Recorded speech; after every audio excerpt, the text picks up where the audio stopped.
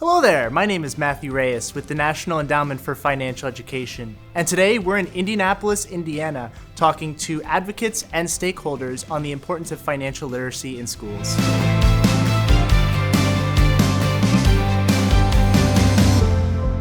My name is Hale Crumley, and I'm the Coalition Coordinator at Prosperity Indiana. Prosperity Indiana members are community economic development organizations across Indiana, and their large collective goal is strengthening communities.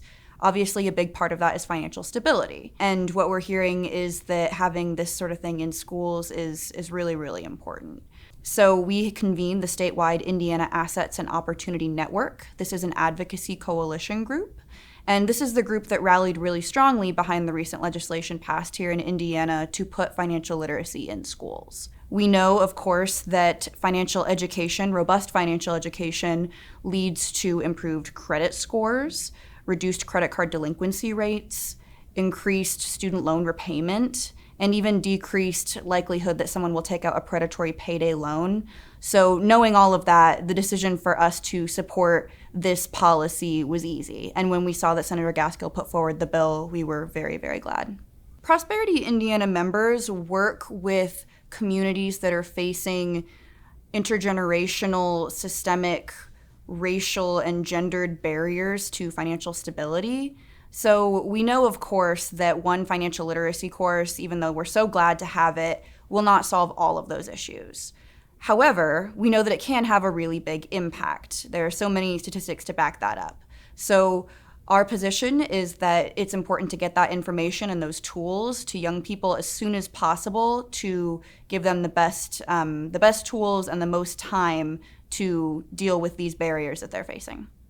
Yeah, the recent legislation that passed here in Indiana to put financial literacy in schools is obviously a huge step towards increasing access to financial education statewide. We are so glad to see the things that are covered in the course include things like banking and the credit system, making sure people have a solid understanding of those things.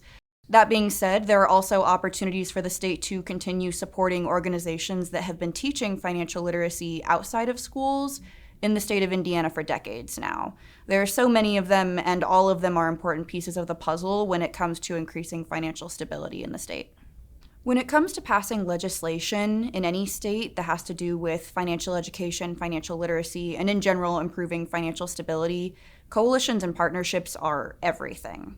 You simply can't do that sort of work alone because you don't know everything. So my organization is known as the convener for a variety of issues, including housing and against fighting against predatory lending, but also increasing financial stability. And the reason why that is our core strategy is just the obvious acknowledgement that we don't know everything, but we know people who do. That's sort of the core message there.